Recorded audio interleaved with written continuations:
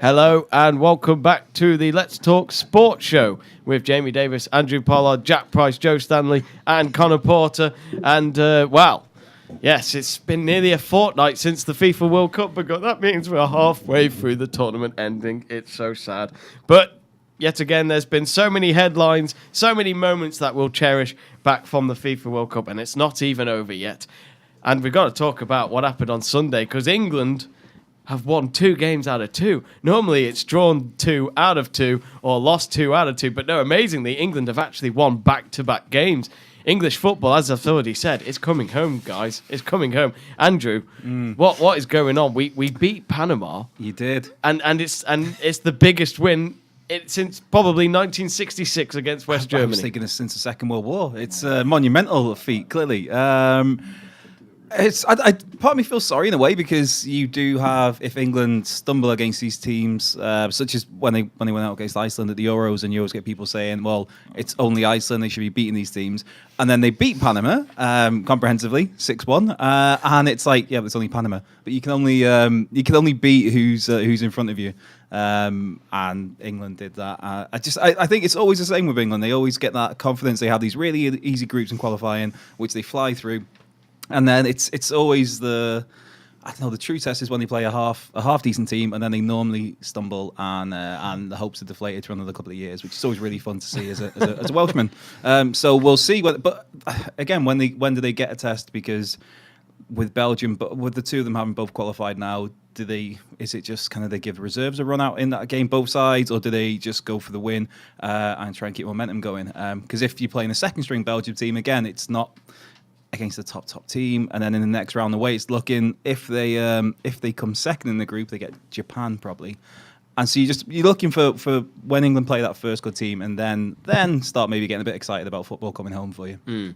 I mean, Jack, it's funny because Belgium have already said on Twitter, the official account, so not fake news, it was the fact that Eden Hazard and Lukaku might not actually be playing in this game due to injuries or something like that, from a tweet, and it's already started, hasn't it, Jack? This whole third pointless game when you've already qualified, and maybe we can't even see the big names in this match. Yeah, they might be lying there, because I think that if, like Andrew said, you need to play this last game a bit like a tester for the rest of the competition, I suppose, because, like you said, they've had 2, I'd say, fairly easy games. Tunisia and Panama. They're not the hardest teams in the World Cup. So coming into this Belgium one, I think if you play it easy, then you're maybe struggling going into the next round. So I think both teams really need to go out and try and win this and sort of show off to the rest of the competition. Really, like we've played well against these 2 teams, but now we've beat Belgium, or Belgium can go, now we've beat England.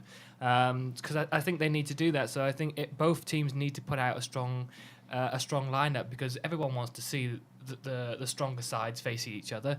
So to see the strong version of Belgium and the strong version of England playing against each other is what people want to see, and I think it would help both sides, whichever one comes out for the win, because I think they'll go on confidence then going into the round of 16.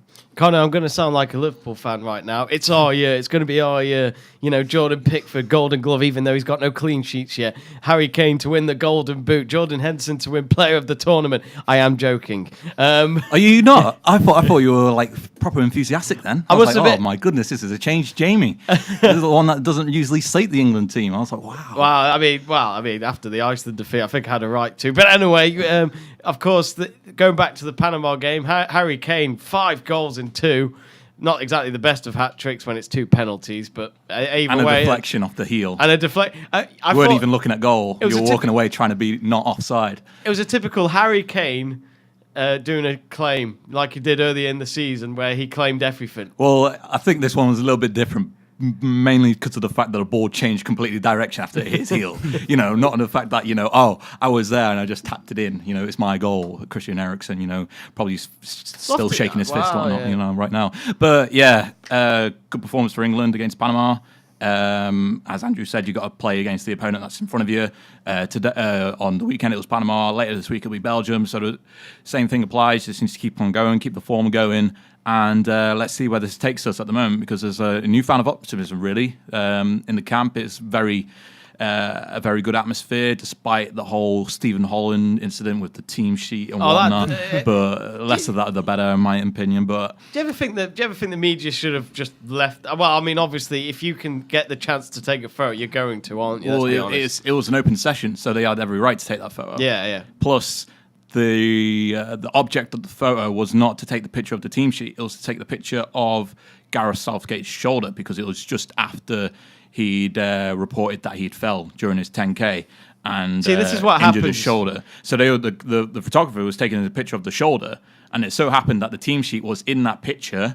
And then someone else went on the computer, magnifying that image, and then you got to see what that sheet said. But at the end of the day, it wasn't even that team sheet either. So the media got a whole bunch of criticism for absolutely nothing. Fake news. Well, it's not fake news because the picture's right there. But fake news. You want Holland's to give a congratulations really to Steve Holland, because he did come out and say to the players that he was apologetic for it, because it's unprofessional at the end of the day. I mean, these days you got folders these days that got covers on them and whatnot, so there's easily ways around it. But hats off to Steve Holland, and hopefully there's no bigger incidences like that in this World Cup for England. See, you wouldn't have had that problem if Sam Allardyce was still in charge, because he wouldn't have been doing the 10K. Sam Allardyce has gone eating burgers at the weekend, mate. He William is, pints Hill of wine, in Big London. Sam. So. Thing is that's what happens when England win a game, though. The manager clearly was celebrating instead of running, let's be honest, and fractured his shoulder. So it's not used to it. Not used to it, exactly. I mean, the Welsh are used to it now, aren't they? We kind of are, apart from our 1-0 draw against Panama aside. At least you didn't lose. It was a very different team, and they scored in the 93rd minute. What can I say? Yeah, that's all I'm saying. High spirits there. Yeah. At least you can say your defence is as good as England, because they conceded one as well. Yeah. I was annoyed when we conceded, because I thought about the goal difference, thinking, no, we need it better than Belgium, so we only need a draw in that final game. But no. Yeah, that's a bit of an iffy one as well, because they've been talking about how they could potentially play a weakened squad in this Belgian game too, and how cards could come really into it in terms of fair play and things like that. Saying, let's go for the draw and get 2 players sent off or whatnot. But and then we'll finish in second, but still keep our momentum intact. So it's like, let's just play for the win. Let's just keep the momentum, really, because I'd rather have the momentum on our side than going into what should be considered an easier round of 16 game, but for any team that's there at that stage of the tournament has to be given credit and hold to their own merit and show them the respect that they deserve. So whether it's Japan, Colombia, or Senegal that we play against in the next round, still have to show them the respect that they deserve. And then after that, if they get past those teams in the quarterfinals against either Mexico or Germany or whoever, depending on which side of the draw that they come out on, whether they finish first or second, they still need to show the same kind of respect, and hopefully that they do that in the game against Belgium as well, because Belgium, we can't consider that they'll be a walkover either. So let's go to Joe. Joe, how you doing? Not bad, thanks. Not bad. Brazil and Croatia on your T-shirt. We'll talk about them in a moment's time, but England yesterday. What I liked about the result is, I mean, okay, it was against Panama, but it was good football from the team as well. They knew each other. They passed the ball well in the attacks of those goals, and especially Jesse Lingard's goal, which was an absolute stunner, because he's from, the very best, and that is Man United. I thought he didn't play for Liverpool, does he? Ha ha ha ha ha ha ha. Yeah, fantastic goal, to be fair to him. Fantastic player. I think he should get more chance at Manchester United, but obviously it's Jose Mourinho's choice, so we'll see what happens there. I think he gets enough. Not really. It's him and Rashford that don't get the chances. That's what the headlines were about last season. But away from United, fantastic performance from England. No matter what the opposition are, like Andy said, you've got to play the best style play as you can. Try and beat them, obviously. And they did. They played fantastic. Going into the game, I thought 3-0. Match Belgium, what they did against them, but 6-1, fantastic. Disappointing to concede, but it was nice for Panama to score the first World Cup goal. It's one of those. Yeah. We were saying before, Andrew, the spirits, it's like they won the World Cup with that goal. And it just shows, it's months of work. It's years of work, because this is their first ever World Cup. Yeah. It's always good to see with the supposed lesser teams, the teams who are making a debut at a World Cup, like Iceland as well. Just these teams, you see how much it means to the players. They're passionate through the national anthems. They're in tears. Sometimes maybe to their detriment. Maybe they get a bit too emotional, I guess, similar to what Brazil happened to Brazil in the 2014 World Cup. But you just see what it means to these players. and just what, and to the fans, one goal. They've lost 6-1, but even at the final whistle, there the Panama fans were celebrating, like you said, as if they won the World Cup. The coach was going crazy when they scored one, and he wasn't really fussed when they were conceding 6. He was just by that point, he was just like kind of chuckling along a bit. Can I jump in and say about Pollard, the goal scorer, at the end of the game?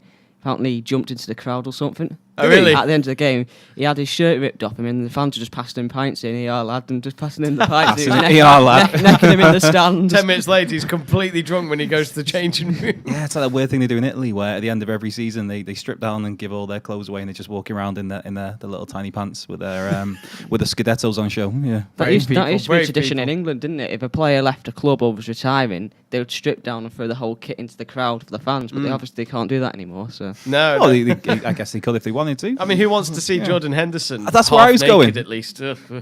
Danny Murphy, by the sounds of it. They Oh, talk yeah. about how fit he was. Yeah, nice one, that's Danny. what I said to my dad yesterday. When I'd Danny rather Murphy see said Danny that. Murphy half naked than Jordan Henderson. I said it's the Klopp effect. Maybe not. I don't have a horse in this race. I don't think. How did we get here again? Yeah.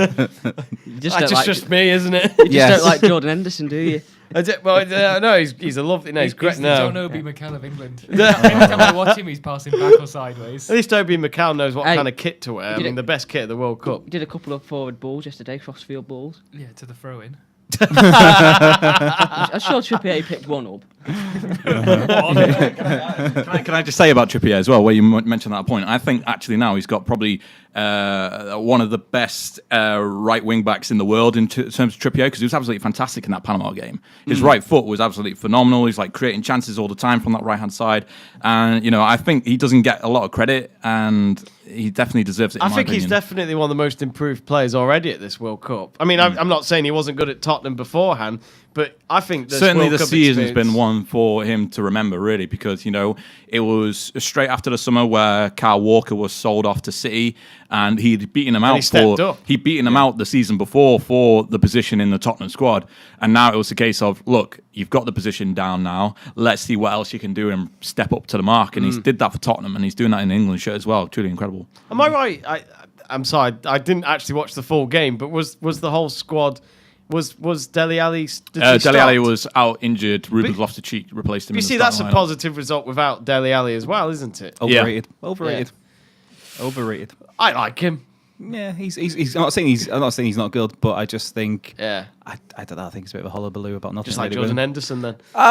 He's a little bit better than Hendo, and he actually has more. I think when it comes to Dele Alli, he gets a lot of pressure. Just sheerly the fact that he has to play alongside Kane in Tottenham and in England. And, he's always compared to Kane in terms of productivity, whether it be goals, assists, or key passes or whatnot. And, it's always going to be hard for him to beat out Kane in that department. But, the way that he played against Tunisia, he certainly was creating chances. Obviously, we got more of an attacking flair in the Panama game, and hopefully he's able to play in the Belgium game, because I would want him to play in the Belgium game after missing the Panama game, in order to make sure that he's still in form for the knockout stages, because odds are that he is going to be starting ahead of Loftus-Cheek when we get to the knockout stages. So I would want him to be back into form when we get to that stage. Let's go to England's number one fan, Jack Price. How far can England go at this World Cup after you've seen the first two games? Well, they've certainly done better than, apart from Belgium, who's actually in their group. The rest of the big teams haven't actually done a great deal when you look at them. I mean, Argentina, we're probably going to discuss. It could be the worst Argentina team we've ever seen. And they might still go through, which is annoying. Yeah, Germany are very, very lucky. That Tony Cruz got. We'll talk about them in a bit. But wow. And to be fair, France as well. They seem to be just getting by, scraping through with the 1-0. So I think England certainly have a chance to win this. And Well, the whole World Cup. yeah, I don't see why not. I think Belgium's probably going to be the test for them, apart from Iran, of course. And Mexico, clearly. Mexico, yeah, of course, yeah, them too as well. I mean, you got Herrera in midfield. Come on. So I think Belgium's actually going to be one of the tougher teams in terms of trying to win the World Cup for England. So to be playing them in the same group on Thursday night will be quite interesting. Andrew, wouldn't you be absolutely thrilled, on 15th of July on a Sunday night, you see England win with the trophy? The runners-up medal, probably, but you know. Yeah, it's that kind of fear factor where, being a totally unbiased Welshman, I would absolutely love to see England get to the final and lose.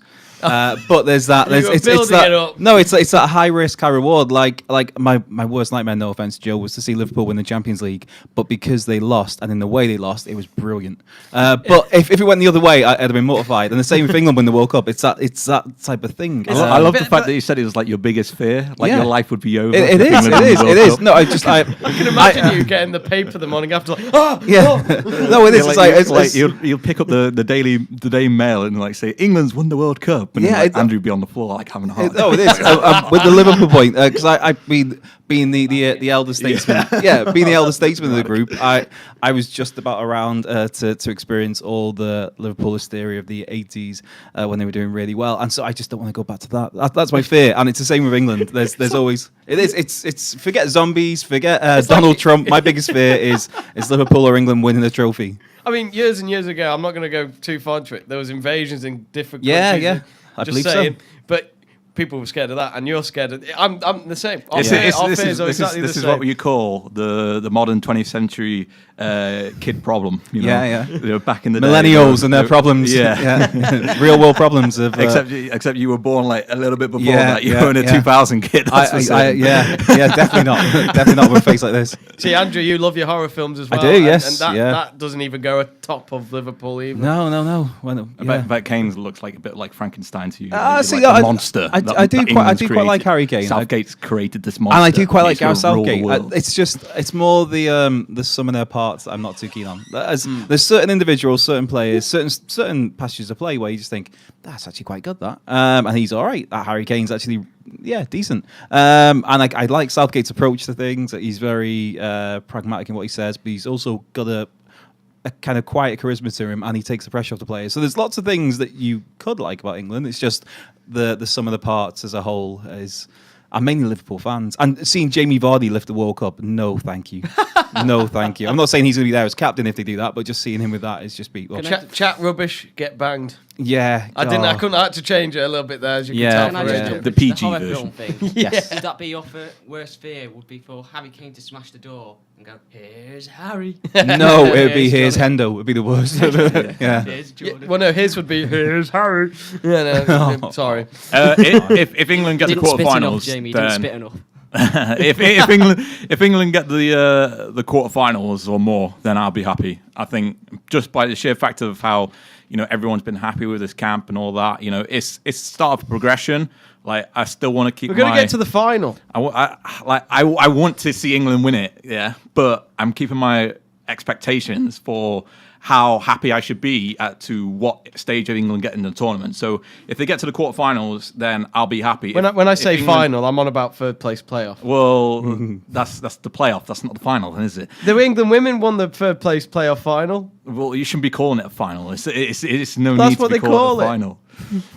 It's their final match. They call it third place on here. This is the Telegraph, mate. This is serious Maybe journalism. FIFA have copyright on it. If they get to the quarterfinals, then I'll be happy. If they win it, then I'll be jubilous. No. In all fairness, Conor, I'm the same. Quarterfinals. The last time we did that was 2006. Yeah. Against Portugal, and that was the last time we actually ago. had a decent squad. Yeah, as well. It I is. think a lot of it depends on Group H, how that goes. If Japan top the group, and they got a good result yesterday. Yeah, very good result. But you're thinking before that, it was going into it, I thought that Colombia would have been top in the group, as in before a ball was kicked.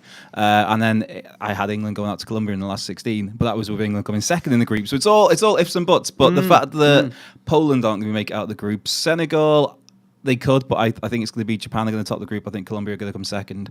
And then it's one of those where England, you think out of the two teams there, you think it'd be better for England to come second and face Japan in the last 16 rather than top the group and play Colombia if that was the case. But either way, they're going to go out in the quarterfinals at the very latest. I think I had here, the way I worked it out, it'll be Colombia will beat them in the last 16. If for some reason they got through to the quarterfinals, it's Brazil, and Brazil are going to turn them into their female dog. Yeah.